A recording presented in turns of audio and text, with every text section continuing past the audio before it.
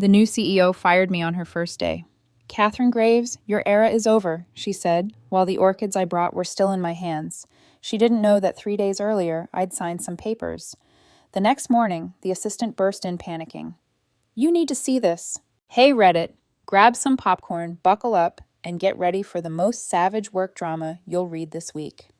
Here's how my new CEO got humbled real fast after she thought she could fire me on day one. Name's Katherine, 48, female.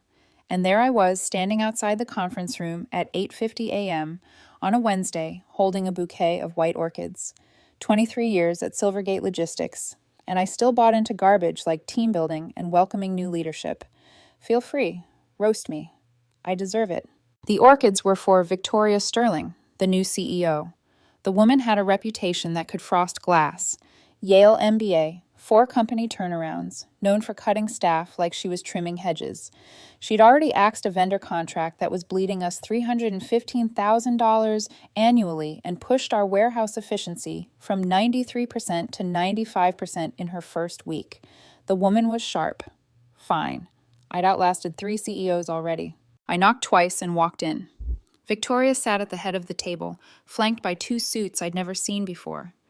Younger guys, expensive watches. "Morning," I smiled, holding up the flowers. "Katherine Graves, your era here is over." My stomach dropped. She slid a manila envelope across the table like she was serving divorce papers. No pleasantries. "You're terminated, effective immediately. Security's waiting outside." I stood there holding the orchids like an idiot. 23 years. The Seattle shipment disaster where customs flagged everything for 4 days cost us $165,000 in penalties. But I fixed it. The 2019 audit I caught that saved the company $7.8 million. My brother's wedding I missed because of a system crash that only I knew how to unfry. None of it mattered to this woman. "This is about evolution," she said. "Silvergate must shed its dead weight to survive in the modern market. Your departure sends a message about our commitment to change." Dead weight. One of the suits actually smirked. The other had his phone out recording. Victoria wanted this documented, probably planned to show it to the board later as proof she could make tough decisions. The smirking suit had a legal pad with my name at the top. They had prepared talking points for my firing. Security showed up 40 seconds later. Outside contractors. Victoria had planned this like a military operation. I picked up the envelope, left the orchids sitting there like a memorial, walked out of that conference room trying not to look like I'd just been kicked in the stomach. Behind me, Victoria's voice, smooth as ice. "Excellent. Now, let's discuss the restructuring timeline." My office looked pathetic when you knew you were leaving it. 19 years in this space. Security handed me a cardboard box. The taller guard looked uncomfortable. Guy had worked building security for 6 years. We'd talked about his daughter's soccer games, his wife's bakery business. Now he was supervising my removal like I'd stolen company laptops. "Sorry, Ms. Graves," he muttered. "Orders. A chipped coffee mug. A brass nameplate. Katherine Graves, a woman who delivers. Some photos." That was it. Through the glass walls, Frank caught my eye, gave a small nod. That was all we could risk. Down the hall, Carol from HR had her hand over her mouth. Stephen Park turned away from his computer, face red. My phone buzzed with texts from Carol, Sean, Frank, all saying the same thing. The hallway went quiet when I walked through with my box. 47 employees on that floor. Not one of them made eye contact. That's what fear does. Victoria had been CEO for 7 days, and already everyone knew crossing her meant unemployment. I sat down for exactly 20 seconds. Let myself feel the anger, the humiliation, the exhaustion of giving everything and getting removed like that. 20 seconds. Then I stood up, grabbed my box, and walked out. The elevator ride down felt like descending into hell. The lobby went silent when I walked through. The guards looked miserable. "Take care, Ms. Graves," Vincent said. Outside, Portland was drizzling. Bobby's pickup pulled up, horn blasting. Bobby leaned out, shirt stained with grease. "Are you getting in or planning to stand there looking tragic?" "High school buddy, owns a tow yard." Carol called, said, "You might need extraction." He jerked his thumb at the truck bed, tossed the box back there. I loaded it in. He'd secured it with bungee cords. He pulled onto the street. "What are you going to do?" "Haven't decided yet." That was a complete lie. I knew exactly what I was about to do. Bobby drove me home, helped carry the box up. "You need anything? Call me." Bail money, getaway driver, tires, I'm your guy. After he left, I opened the severance envelope. 6-month salary, benefits through December. Standard non-disparagement clause. The NDA was tight. Couldn't discuss operations, clients, or processes for 24 months. One exception buried in the fine print. Departing executives retain shareholder communication rights per state corporate law. Victoria's lawyers had missed that, probably rushed the paperwork to match her aggressive timeline. That one sentence was going to cost her everything. I signed it. They wanted me quiet. Sure, I'd be quiet for exactly 72 more hours. 3 days before that conference room execution, my phone rang at 10 p.m. on a Sunday. Lawrence Blackwell. Lawrence didn't call unless buildings were on fire.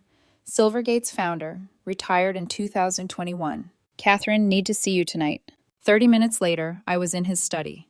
Lawrence looked sharp. No retired guy in slippers. He was dressed like he'd just come from a board meeting. The study smelled like old books and expensive furniture. Maps of our shipping routes covered one wall.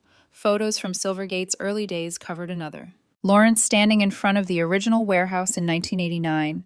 Crew of 8 people. Now we employed 847 across 6 states. The board's making a catastrophic mistake with Victoria, he said. She's going to gut this company for quarterly numbers and move on. He pushed papers across the desk. I still own 44% of voting shares. The board thinks I'm harmless. They're wrong. Legal documents, transfer agreements. My name showed up 7 times on the first page. I'm selling you my shares, all of them, $4.7 million. Lawrence, I don't have payment structured over 8 years. First installment next quarter. He leaned back. Been setting this up quietly for 4 months. You just need to sign. I paused. Why me? 23 years.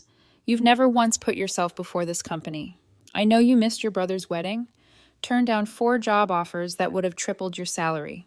That's not butt kissing. That's loyalty. Lawrence pulled out a fountain pen. This was mine when I signed Silvergate's founding documents. He set it in my hand. Inscription read, "Build something that endures." If you sign, you own 44%. Majority shareholder. Victoria reports to you, but we keep this quiet for 72 hours. I want to see who shows their real face when they think you're powerless. I stared at the paperwork. This was either the opportunity of a lifetime or the most elaborate trap in business history. The documents were thorough. Page after page of transfer clauses, payment schedules, governance rights. Lawrence's lawyer had built this thing like a fortress. Every potential challenge already addressed. The board's going to fight this. The board follows power. Once they realize you hold the keys, they'll fall in line. He smiled. Victoria's going to fire someone publicly. She needs a sacrifice for her new era narrative. I signed every page. Filing goes through Tuesday morning. By Wednesday, you're the owner. Before I left, Lawrence made one more call to my ex-husband. Daniel and I stayed civil after splitting in 2018. He's a CPA who specializes in corporate warfare, sharp as broken glass. We divorced because I was married to Silvergate more than to him. He showed up 40 minutes later, looked at Lawrence's paperwork. You're buying the company that ruined your personal life. This better be worth it, Lawrence explained.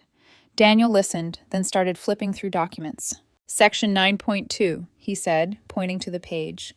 Any shareholder with 42% or more has final approval authority on major personnel decisions, budget allocations over $1.9 million, structural changes.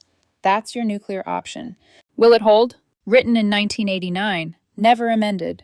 Daniel looked at Lawrence. You made sure of that, didn't you? Lawrence just smiled. He spent 90 minutes finding weaknesses, flagging potential board challenges, outlining the filing sequence. Every time he found a potential problem, Lawrence had already addressed it. The documents were bulletproof. You'll own 44% Tuesday morning, Daniel said. Trigger Section 9.2 automatically. The board needs unanimous agreement to override you. Never happening. So I'm protected. You're bulletproof. Daniel pulled out his laptop. Drafting 2 documents, 1 pager for the board. The second document is a ready-to-vote motion. They vote yes or no, no stalling. 50 minutes later, both documents finished. The motion made voting no a violation of corporate bylaws, shareholder lawsuit territory. You're making compliance easier than resistance, Lawrence observed. Basic corporate warfare, Daniel said. He saved everything. Katherine, send these 40 minutes before Friday's meeting. After he left, Lawrence and I reviewed the timeline. File Tuesday. Get fired Wednesday? Let Victoria run wild for 72 hours. Friday morning, drop the nuke. I drove home with signed documents in my passenger seat. My phone buzzed. Daniel, you're going to be fine. Trust the process. Also, dinner somewhere expensive when this is over. You're buying. I texted back, deal. Tuesday, 7:30 a.m. The ownership transfer filed. Daniel had timed it perfectly. The Secretary of State opened at 7. Documents processed by 7:18. Confirmed by 7:30. My phone buzzed. Daniel, official. You're the owner. Try not to screw it up immediately. Wednesday came. Got fired. Walked out. Got picked up by Bobby. That afternoon, Daniel called. Heard what happened. Scan me your severance package. I scanned it over. He went silent for 12 minutes. You're clear. Standard NDA. Nothing touches your shareholder status. They didn't even think to include it. More typing. Finalizing the one-pager now. What about the motion? They're voting on whether to formally recognize it and adjust governance. If they vote no, they breach bylaws. I'm spelling that out clearly. Daniel, you're terrifying. I'm thorough. After we hung up, I sat with the recording. Victoria's contempt was clear, but so was something else. Desperation. She needed me gone fast because I represented everything she couldn't control. 23 years of relationships, institutional knowledge, loyalty from people who'd worked alongside me through actual crisis. She'd walked into Silvergate thinking efficiency metrics and Yale credentials would be enough. Didn't realize companies are built on people, not spreadsheets. My phone buzzed. Frank. They're terrified. Half the managers are updating LinkedIn. Sean. Carol's crying in her office. She thinks she's next. That evening, Bobby called. Package delivered to Gerald Foster's house. Left it wedged in the screen door so he'd trip over it. You're the worst. I'm the best. Foster's going to open that thing at 6 a.m. with his coffee and choke on his breakfast when he realizes what it means. I started making notes. Victoria had made 17 operational changes in 7 days. 11 of them reverse decisions I'd made over the past 5 years. 4 of those reversals would cost Silvergate money within 6 months. I'd already run projections. She wasn't building a better company. She was building her resume. I wasn't angry anymore. I was patient. And tomorrow, Victoria Sterling would learn the difference. That night, I slept better than I had in weeks. Friday morning hit different. Woke up without an alarm. Brain already running scenarios. The board meeting was at 10:20. Gerald Foster would have found the certified documents on his doorstep when he grabbed his newspaper. That gave him almost 4 hours to panic, call lawyers, and realize how thoroughly Daniel had locked this down. Made coffee, showered, put on the charcoal suit I usually save for major client meetings. Dark blue tie. Simple. My phone stayed quiet until 7:36 a.m., then it exploded. Text from Gerald Foster. We need to discuss the documents I received this morning. Then from Kenneth. Katherine, this is highly irregular. The board should have been consulted. Then from Elaine. Is this ownership transfer legitimate? I didn't respond to any of them. Daniel had been clear. Let them spiral. The transfer was legal. The bylaws were binding. And I owned the company. Then Daniel called. Foster's lawyer contacted me again. Asked about negotiation. I told him bylaws aren't negotiable. He went silent. The board's going to try one last play. They'll question the timing. I'm sending you one more document. Summary of potential board objections and your responses. The document hit my email seconds later. 9 objections, each with a 2-sentence response. Clean. You're scary good at this, I said.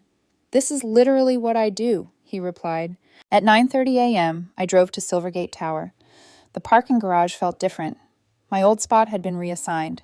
Someone from Victoria's team had already taken it. I parked 3 levels down. Bobby called. You ready? Yeah, I am. Want me there? I can show up in my work shirt. Make it look like you've got muscle. I've got this. Offer stands. Also invoicing you $23 for moral support via phone call. The elevator ride up felt longer than usual. Daniel's final text. Section 9.2. That's your nuclear option. The executive conference room was filling up when I arrived. Directors clustered in groups. Eyes darting between Gerald Foster and the empty chair at the head, Victoria's chair. But there was another chair now, positioned at the opposite end, a simple placard, majority shareholder. Lawrence must have arranged that. The man understood theater. I stood near the window, hand touching the fountain pen in my pocket. Let them see me, let them wonder. Gerald Foster walked over, manila envelope in hand. Katherine, we need to talk about these documents. We will in about 3 minutes. This puts the board in a difficult position. The bylaws put the board in a clear position. Section 9.2 defines exactly how this works. Kenneth approached, looking nervous. Katherine, no one's questioning the legality, but the optics are simple. Lawrence sold his shares to someone he trusts. That's his right. At 10, Victoria walked in, heels clicking hard, eyes scanning until they locked on mine. Controlled fury wrapped in professional ice. She'd prepared for a standard board meeting. What she got was an ambush. She took her position at the head of the table but remained standing.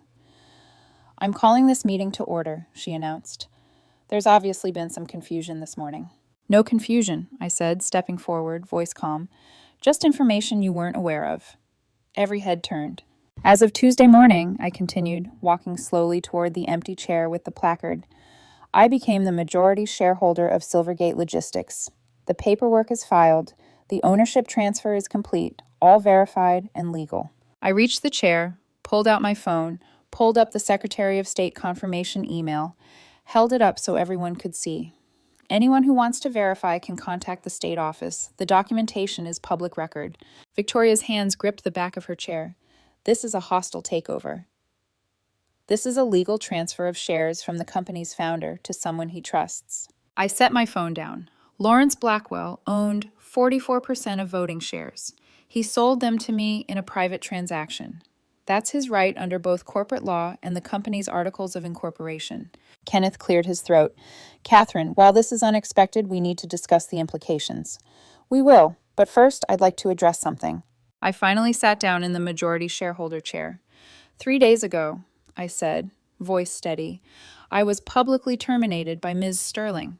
She used my departure as a symbol of her new era, called me a tumor, an anchor drowning this company.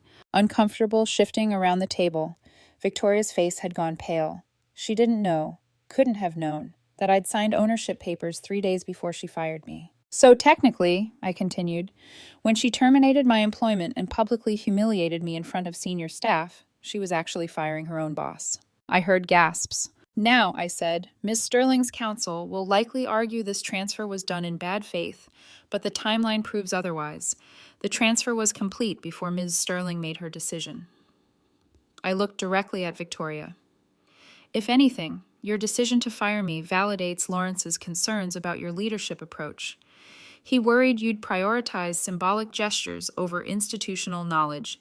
You proved him right. This is absurd, she snapped. The board hired me to restructure.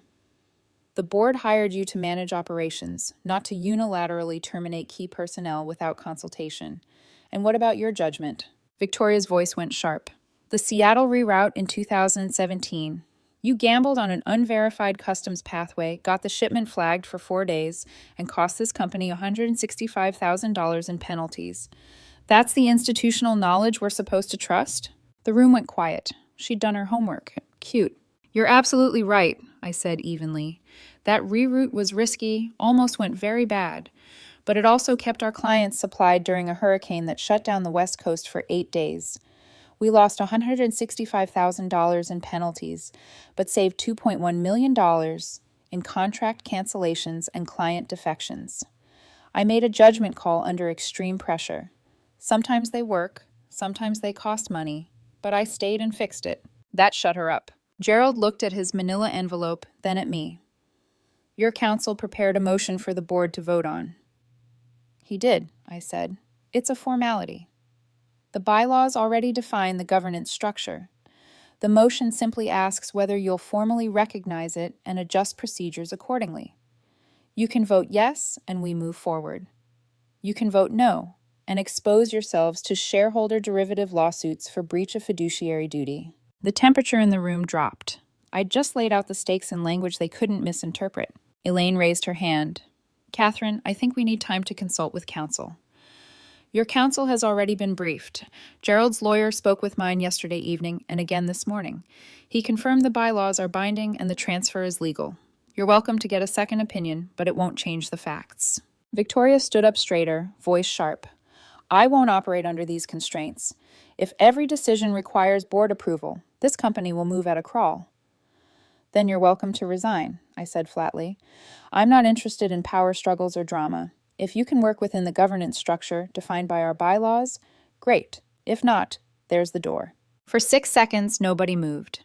A silent conversation happened in glances and small nods. I think, Gerald said carefully, we should vote on the motion.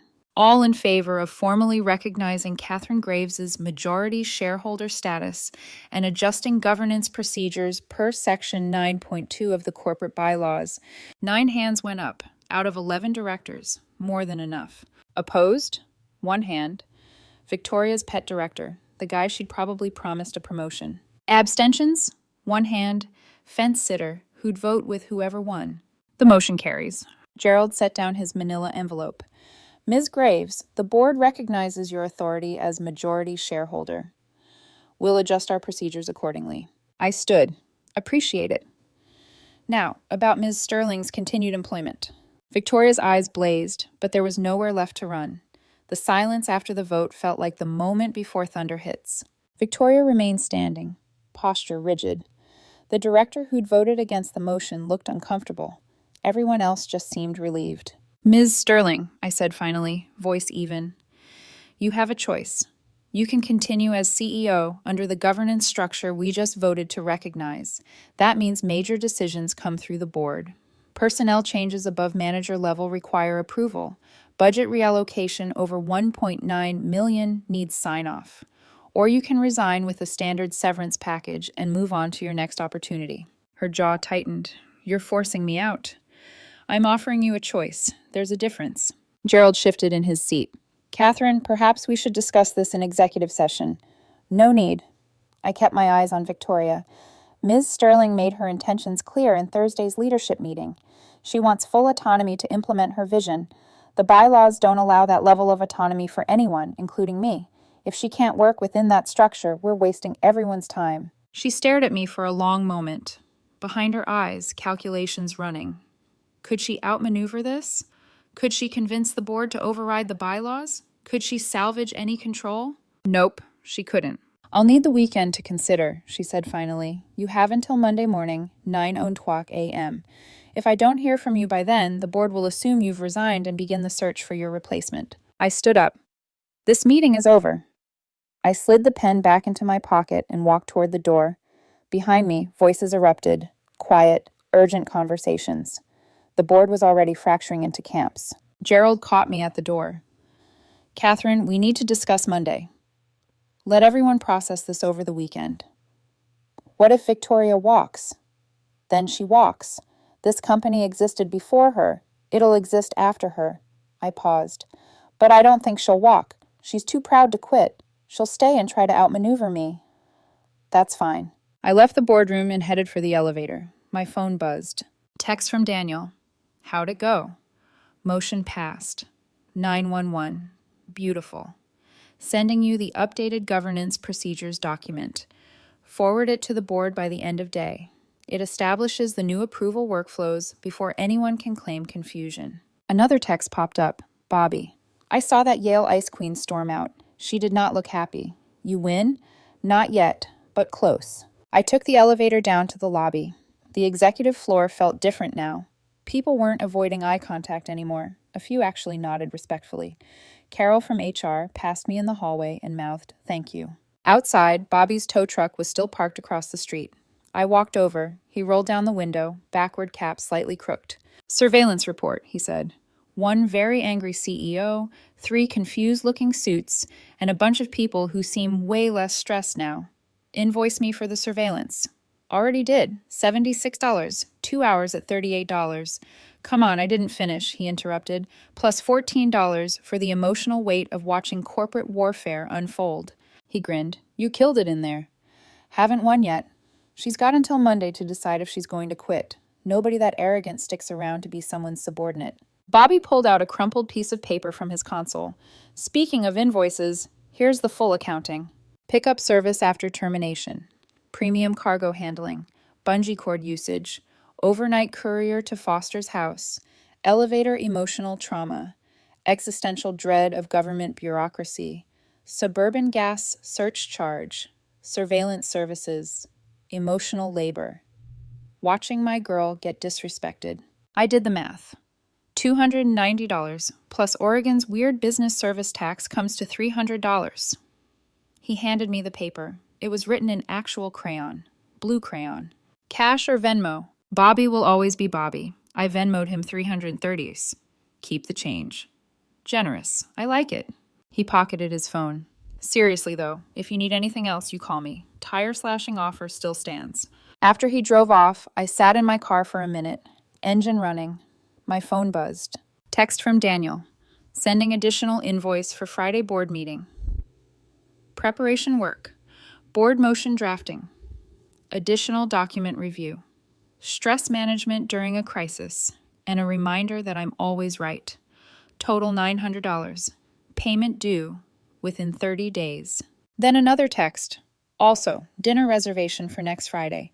That steakhouse downtown you've been avoiding because it's expensive. We're celebrating. You're paying. I smiled and paid his invoice immediately. Added a $150 tip with the note for making this bulletproof.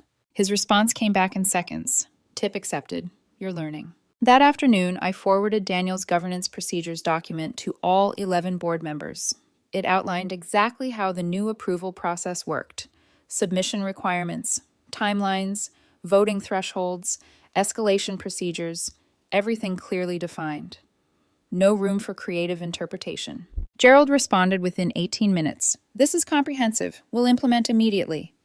Kenneth agreed. This clarifies everything. Elaine. One question about the budget approval threshold. I called her, spent 20 minutes walking through the logic. Budget allocations under $1.9 million could be approved by department heads and the CFO. Anything over needed board review. Standard threshold. Kept small decisions moving while maintaining oversight on major expenditures. That makes sense, Elaine said. I was worried this would create a bureaucratic nightmare. After we hung up, I drove home, spent the weekend fielding calls from board members, department heads, even a couple of competitors who'd somehow heard the news and wanted to explore opportunities. I kept every conversation short and professional. Saturday evening, Lawrence called. Katherine, you did excellent work. I had a good teacher and a terrifying CPA. What's your read on Victoria? She'll resign, and if she doesn't, then Monday's going to be interesting. But I was right. Saturday afternoon, an anonymous source leaked to a business journal about entrenched leadership blocking reforms. The article painted Victoria as a visionary, fighting against outdated board members resistant to change. Subtle jabs at my age, my tenure, my inability to adapt to modern logistics. The article went live at 5:30 p.m. Daniel called. Saw the leak. That's Victoria. Clumsy last shot. Already handled. Sent the board a performance comparison. Numbers don't lie. The comparison showed Victoria's proposed cuts would have eliminated 3 departments that generated 18% of company revenue. Her efficiency gains mostly came from vendor renegotiations that any competent CFO could have done. The warehouse improvements. Those were already scheduled before she arrived. Previous CEO's initiative. Sunday evening, a company-wide email went out from Victoria Sterling. After careful consideration, I've decided to step down as CEO of Silvergate Logistics. While I'm proud of the changes we began implementing, I believe there are differences with the board's direction that make it appropriate for me to pursue other opportunities. I wish Silvergate continued success. Carefully worded to avoid admitting she'd been completely outmaneuvered. My phone exploded. Texts from employees, managers, directors, all asking the same thing. What happens now? I waited, then sent my own company-wide email. Silvergate team, as you've seen, Victoria Sterling has resigned as CEO. The board and I will be announcing our transition plan Monday afternoon. In the meantime, operations continue as normal. Department heads retain their current authority. Questions can be directed to your immediate supervisors. Thank you for your patience during this transition. Katherine Graves, majority shareholder. Simple, clear, no drama, just facts. Daniel texted, perfect response. You're actually getting good at this. Bobby, she quit. Called it. You owe me a drink. Monday morning, I arrived at Silvergate. The building felt different, lighter. People smiled. A few came up to thank me for saving their jobs, which felt like too much credit, but I accepted it gracefully. The 2:30 meeting went smoother than expected. I proposed Frank Hudson as interim CEO. The board agreed unanimously. Frank had the respect, the experience, and most importantly, he wasn't looking to make a name for himself. He just wanted Silvergate to succeed. We spent the rest of the meeting outlining priorities. I left the office at 5:52, drove home through Portland's gray afternoon. My phone buzzed. Text from Lawrence. Well done. The company's in good hands.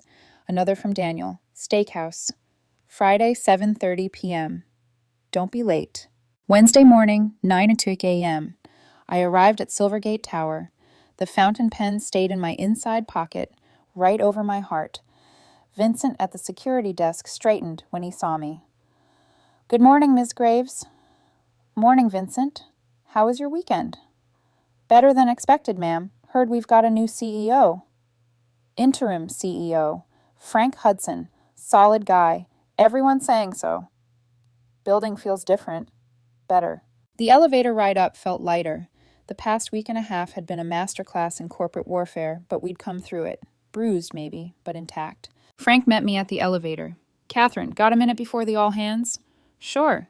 We walked to his new office, the CEO office, though he'd already moved most of Victoria's aggressive modern furniture out and replaced it with something more practical. The guy had been CEO for about 2 days and already made it feel less like a museum exhibit. I wanted to thank you, he said, closing the door, for trusting me with this. You earned it. 15 years of competence and loyalty. That counts for something. Still, you could have taken the role yourself. Everyone would have understood. I shook my head. I'm better behind the scenes. Always have been. At 10:00 a.m., Frank held his first all-hands meeting, company-wide, streamed to all locations. I stood at the back of the main conference room while he talked.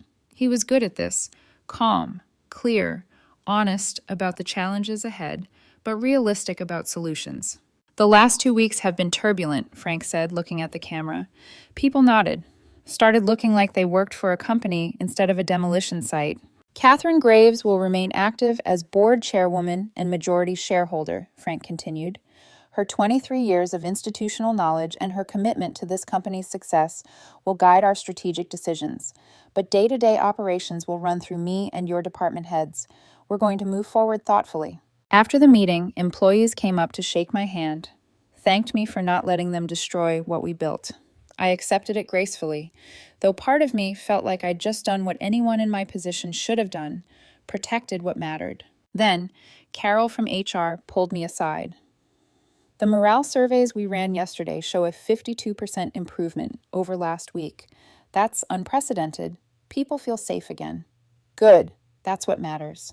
Stephen Park stopped me in the hallway. The guy had 20 years at Silvergate, ran the entire West Coast logistics operation. Katherine, wanted to say thanks. Victoria was planning to outsource my entire department to a contractor in Nevada. Would have killed 73 jobs. Frank already told me that's off the table. Victoria had some aggressive ideas. Then a text came from Bobby. Your girl's crushing it. Also, I'm at the steakhouse Friday, crashing your dinner. Hope that's cool. I texted him back. Not cool. Too late. Already made a reservation for 3. Daniel said I could come. Friday evening, 7:30 p.m. The steakhouse downtown was exactly as expensive as I remembered. Dark wood, leather booths, the kind of place where the waiter describes each cut of beef like it's a religious experience. Daniel was already there, blazer over a vintage concert t-shirt, reading glasses perched on his nose while he reviewed the menu. He looked up when I sat down. You're on time. Shocking. You said non-negotiable. I did. He closed the menu. Porterhouse, medium rare. You're getting the ribeye because you always get the ribeye. Bobby arrived 20 minutes late, work shirt traded for a clean button-up. He slid into the booth next to me. This place is fancy. They've got cloth napkins. What is this, a wedding? Daniel ordered a bottle. We're celebrating. Katherine's paying. Might as well make it memorable. Over dinner, we rehashed the past 2 weeks. Every time we got to a good part, Bobby would add some detail I'd forgotten, like how he parked the tow truck deliberately in a loading zone across from Silvergate Tower, so security would have to notice it. Or how he'd used gift wrap to make Gerald Foster's document delivery look festive. You gift-wrapped legal documents? Daniel asked. Red ribbon and everything. Figured if you're getting life-changing news at 6 a.m. on your doorstep, might as well make it look important. Bobby took a drink. Foster's doorbell camera probably caught me doing it. That footage is legendary. After dinner, after Bobby insisted on ordering dessert because Katherine's paying, we sat there satisfied. The drinks were gone. The table was covered in empty plates. The waiter had stopped hovering. Daniel pulled out his phone. Moment of truth. Total bill before tip. How bad? $523. Split 3 ways is... Wait, no, you're paying. I'm paying. I agreed. In that case, I'm ordering another dessert to go. Bobby, you want anything? Can they box up a ribeye? 20 minutes later, we left the restaurant carrying takeout containers. On the sidewalk, Bobby clapped me on the shoulder. Proud of you, Kat. You went from fired to owner in 2 weeks. That's movie material. It was 2.5 weeks, I said, smiling. And it wasn't just me. You both stop, Daniel interrupted. You're going to say something sentimental and ruin the vibe. Accept the compliment. Move on. Thank you, I laughed. The following Monday, Frank held his first executive leadership meeting. I attended as board chairwoman. Frank ran it smoothly. After the meeting, Gerald pulled me aside. The board wants to formalize your position. Chairwoman of the board, with appropriate compensation package. You've been the majority shareholder for 2 weeks now and haven't taken a salary. I don't need... You're providing strategic oversight, attending board meetings, reviewing major decisions. That's work. It should be compensated. He handed me a folder. Standard chairwoman package. $265,000, annual retainer, plus stock options. Daniel already reviewed it, said it was fair market value. You sent this to Daniel. He called me last week and said, quote, if you try to lowball her, I'll make your next audit a living nightmare. So I sent it to him first. Gerald almost smiled. Your ex-husband is terrifying. He really is. I signed the chairwoman agreement. Gerald was right. The work deserved compensation. I pulled out the fountain pen, looked at it in the fading light. The inscription still read the same. Build something that endures. 23 years of sacrifice had led to this. Not a corner office or a fancy title, just the quiet knowledge that when I walked away someday, Silvergate would still be standing. The people would still have jobs. The work would continue. That was enough, more than enough. YouTube just dropped this new hype feature. If you're hooked on this story, smash that hype button. That weekend, I finally slowed down for the first time in years. Saturday morning sunlight streamed through my kitchen window, warm and soft instead of the sterile office fluorescence I'd lived under for decades. I brewed coffee, sat at the counter, and let silence feel like an achievement. No buzzing phone, no emergency calls, no urgent meetings about problems that could have been avoided with common sense. Just me, my coffee, and the faint hum of the refrigerator. When people talk about peace, they usually mean stillness. For me, it was clarity. I'd spent 23 years building something bigger than myself, and for the first time, I wasn't chained to it. I was protecting it. By noon, I got a text from Frank. Frank, warehouse numbers came in. 97% efficiency. Employees are motivated again. Just thought you'd want to know. Me.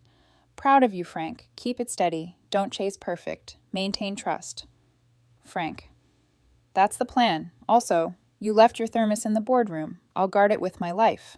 I smiled. Frank was doing exactly what I hoped, leading without ego. Sunday, Daniel stopped by unannounced, 2 coffees in hand.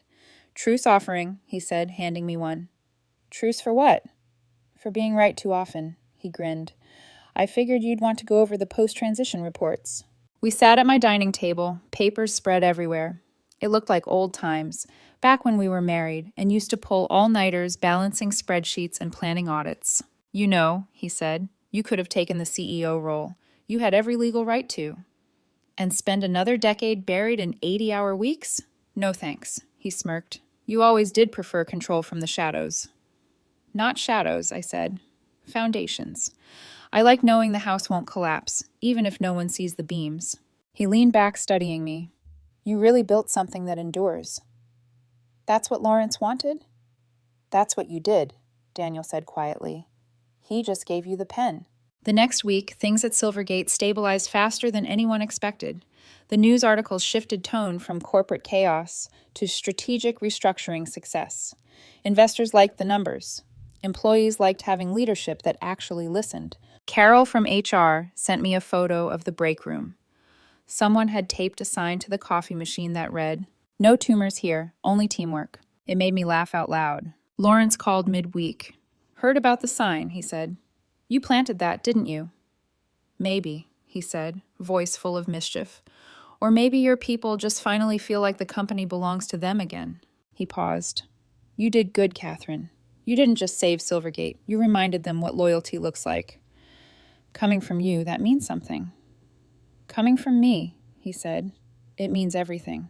When we hung up, I stared at the fountain pen on my desk, the same one I'd signed those papers with, the same one Lawrence had used to build his dream 35 years ago. It was scratched now, worn smooth at the grip from decades of use, but the words engraved on it hadn't faded. Build something that endures. For a moment, I thought about framing it, a symbol of everything I'd fought for, but then I tucked it back into my bag. There were still documents to sign, decisions to guide, lives to protect. By Friday, Silvergate's weekly report landed in my inbox. Record high productivity. Lowest turnover in 5 years. Positive employee sentiment up 61%. At the bottom of the email, Frank had added one line. "Lawrence was right to trust you." I closed my laptop and looked out the window. Portland's sky was its usual mix of gray and gold. The rain had just started to fall again. Soft, rhythmic, steady, like the sound of pipes working properly after a long repair. The company was steady. The people were safe. And for the first time in 23 years, so was I. When I finally sat down that evening, glass of wine in hand, I opened my notebook and wrote one line under the day's date. Sometimes evolution isn't about shedding the old. It's about protecting what still works. Then I smiled, closed the book, and whispered to myself, "Let's build something that endures."